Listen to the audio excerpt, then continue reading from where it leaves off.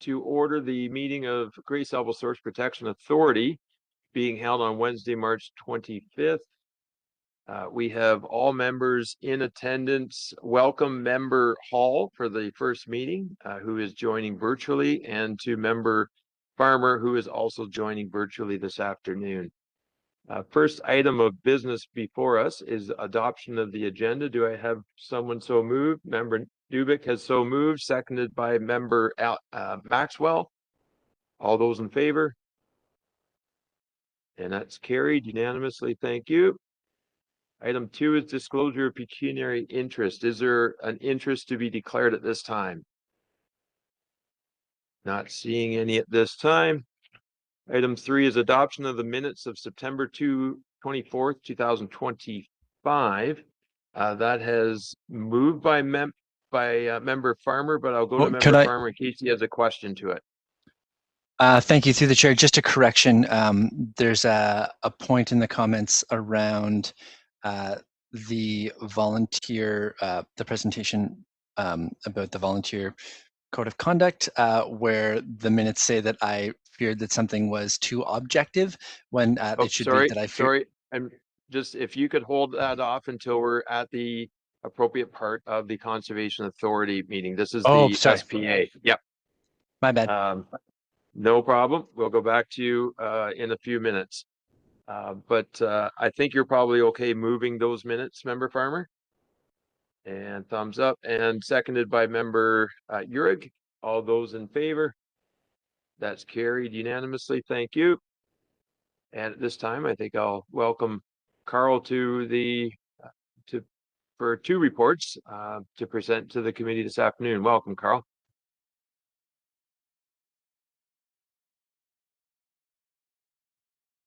Okay, we're good now. Great. Yeah, so wanted to bring our updates for the source protection program. In the Great Sauble watershed, there's the one new intake that is still in the works for the town of Blue Mountains at Craigley. This project is progressing well. We recently received a water quality study, just sort of looking at all the parameters for the proposed intake. And it overall looked very promising from a water quality perspective. So we'll just keep this group informed as they move through further studies and analysis of a wellhead or an intake protection zone for that new system as they get closer to installing some of the works. The next piece is fairly new information in terms of the CA Act regional consolidation. And we don't have a lot of information at this point in terms of the drinking water protection program implications. And I just wanted to flag a few items for possible impacts to the Clean Water Act with the proposed amalgamation of the CAs.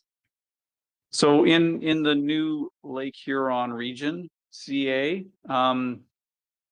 there are 3 distinct regional source protection regions.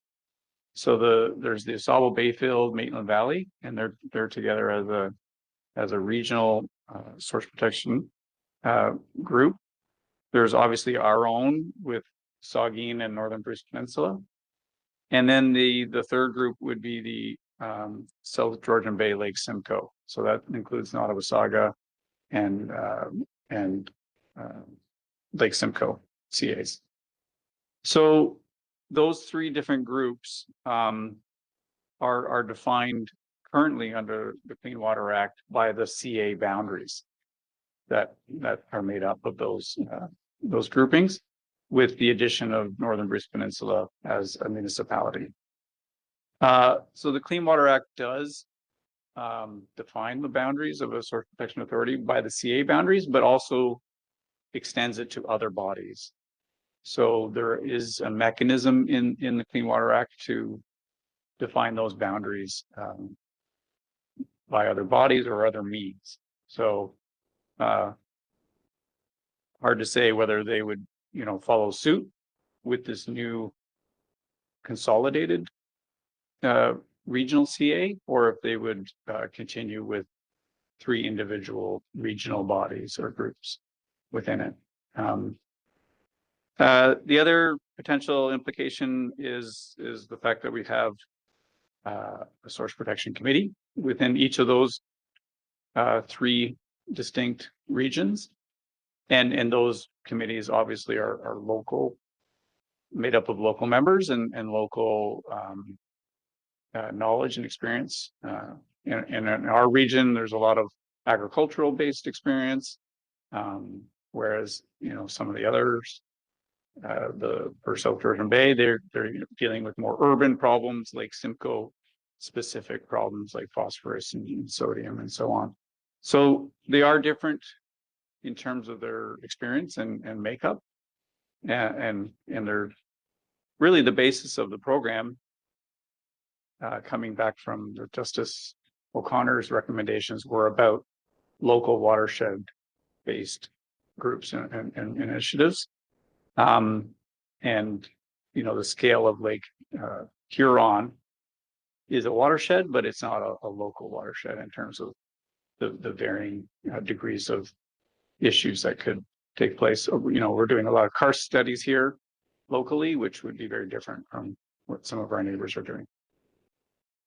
So overall, a lot of the programs, the source protection programs, are pushing the government and those that are making some changes and decisions to think about these issues as they move through the process.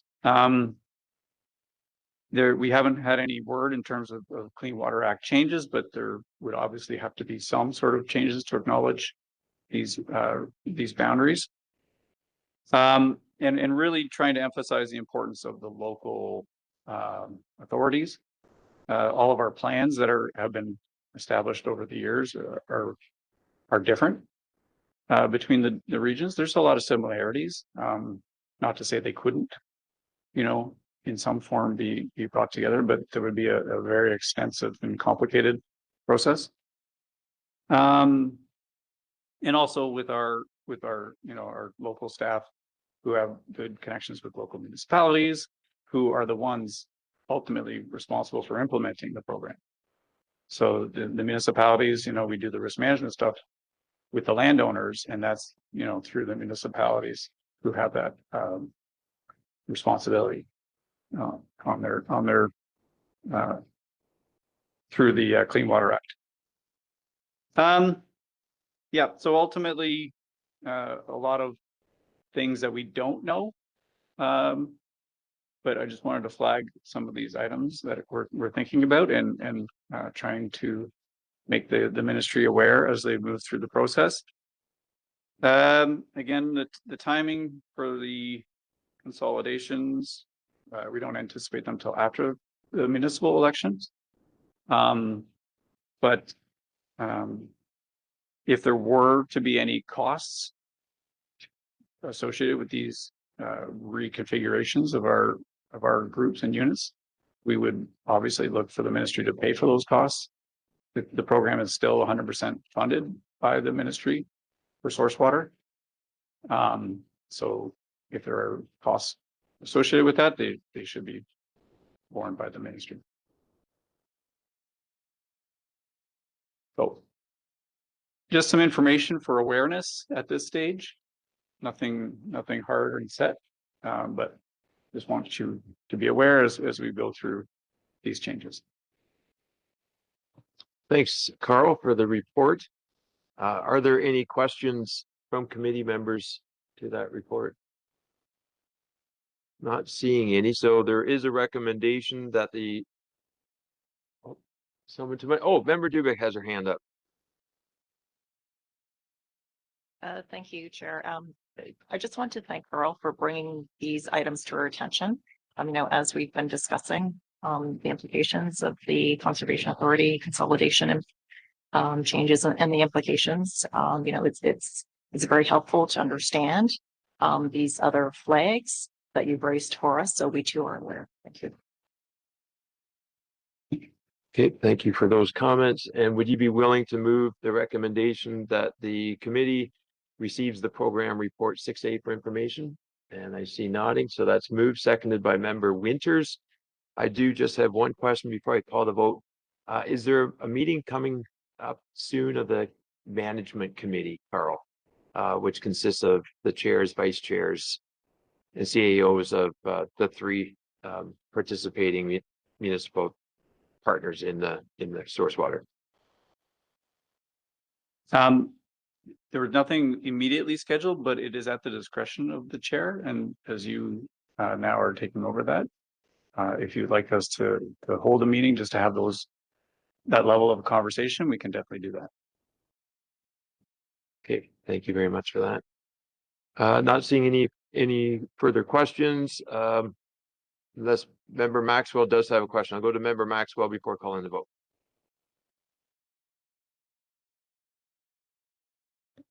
There, thank you, Chair. Carl, you mentioned the Safe Water Drinking Act, or was it the Clean Water Act? The Clean Water Act. Okay, so the Safe Water Drinking Act does not apply, does it, in federal waters?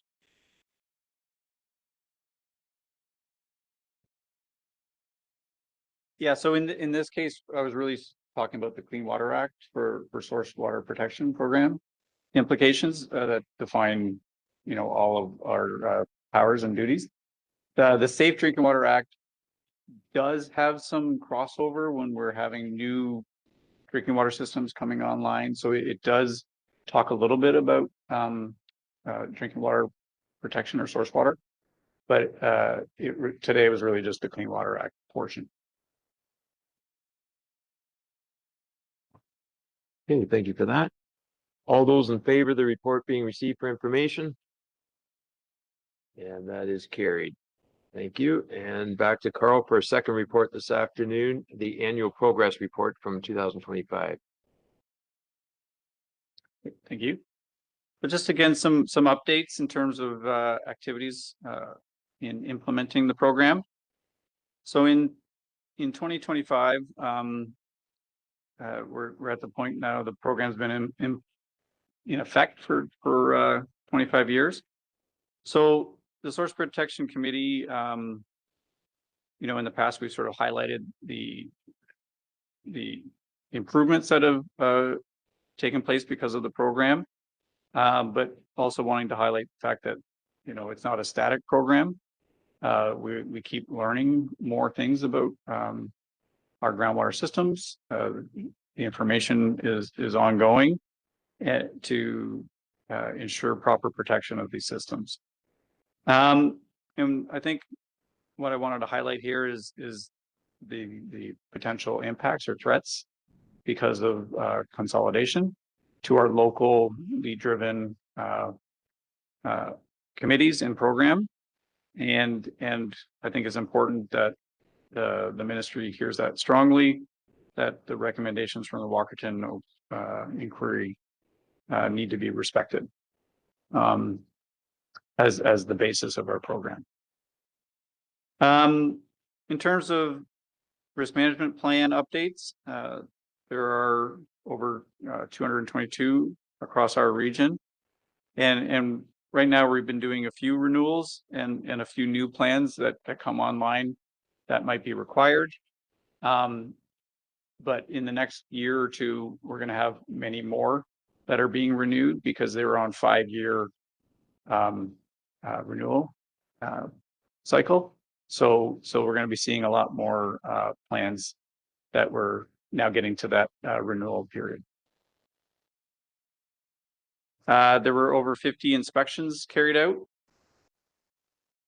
across the region with very good compliance rates, which is great. The official plans, for the most part, have been all up to date for all of the municipalities. And Bruce County, I understand, will finalize it this year. I think I said that last year, but I think this is the year. So that'll be nice. It's all in there. All of our source water information is in the draft. It just needs to become formalized. In terms of septic inspections, there were quite a few inspections, 67 were completed. And for the most part, there were some minor maintenance issues and a few replacements. There are, again, a number of municipalities that have more of these that are going to be on the renewal cycle every 5 years now under the building code. And I think I was communicating with South Bruce Peninsula, and they're going to be looking at maybe a bylaw or some sort of program to refresh that renewal program. The ministry reports to us in terms of all of their field work in doing their inspections and permits. So there was a few permits that were issued. One of them that added a condition for hauled sewage within a source protection area. And then OMAFRA had a nutrient or a non-agricultural source material plan and a nutrient management strategy that both fell within our jurisdiction and had conditions to ensure protecting the drinking water source. And then finally, in terms of the plan implementation, again, the plan is fully implemented in the policies, but there are around 8% of the policies related to salt threats that have not been fully implemented because of our recent amendments to require further or additional salt management plans. But we're making good progress there. There's really only a handful that are remaining for that area, the section of the plan to be fully implemented. So those are some highlights. I did want to flag quickly the study we're doing in Kimberley and Shallow Lake for the karst study, and that's progressing well. And we'll be getting a report soon that I can bring before this group as an update and informing the size of the protection zone based on the increased rate of flows that feed those drinking water sources.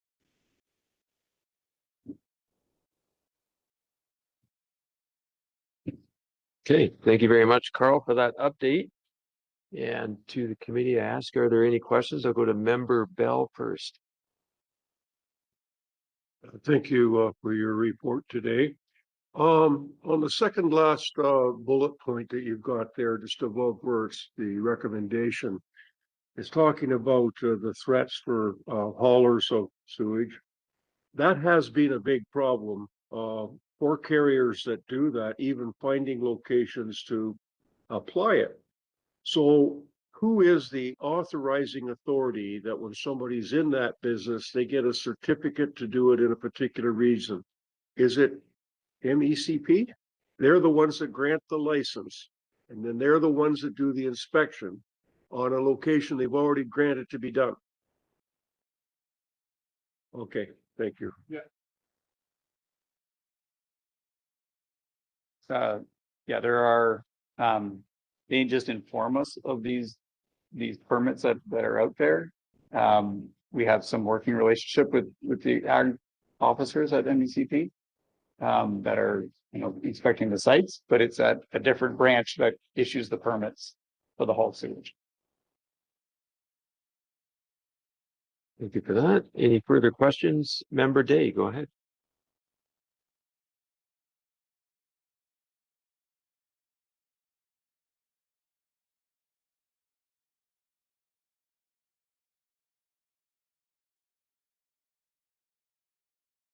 Thank you for your report. It's always heartening to see things being done well.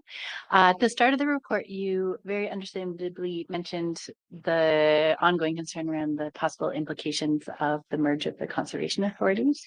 So I was wondering if if it would be appropriate or advised for the Source Protection Committee itself to put out a media release or do some advocacy work at the provincial level, or if that is better done at a higher level through the Conservation Authority or Conservation Ontario, or all three.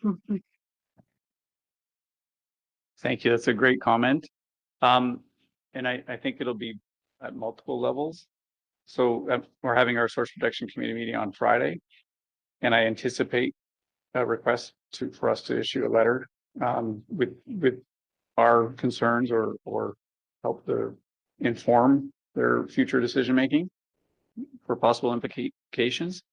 And I think I'm getting a sense that perhaps the Source Protection Management Committee, which is the sort of the steering group, if we have a meeting, may have similar direction from that group to issue some concerns as well. Okay, thank you. Anything further from committee? Member Urick? Thank you, Mr. Chair. Thanks for the report, Carl. Very thorough. My question is around the septic inspections. So in 2025, 60 were inspected, 20 required minor maintenance, 2 replaced. And it says staff connect municipalities to ensure ongoing mandatory. Is that 67 kind of average of what would normally happen in a year? I'm sure there's lots to be inspected out there. Is that kind of the expectation of around that number? Yeah, good question. In our high vulnerable areas, so it's just the A and B zones around the well, that it's mandatory septic inspections. There's about 350 of those type systems in our region. So 67 is kind of in the ballpark then for that ongoing renewal or inspection requirement once every 5 years.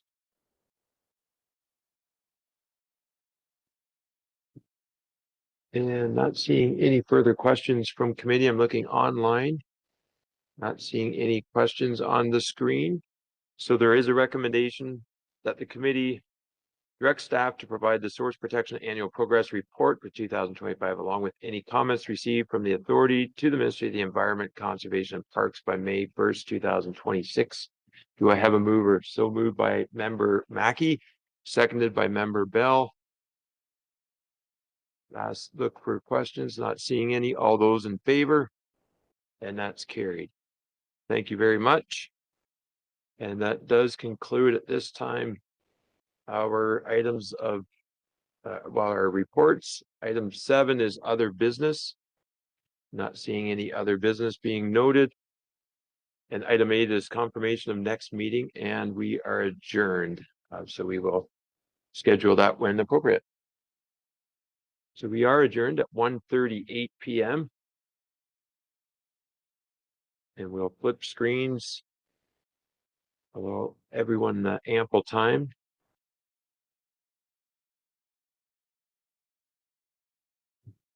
Oh, okay. So we have a formal 1:45.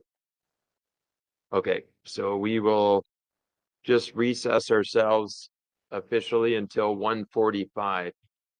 In case you want to get some hydration or some snacks. To new member Hall, we've got the invoice for the cookies and coffee that we've just left at your table here today. We'll take it to the next meeting for you. His computer's not set up to accept cookies, so I don't think that'll work.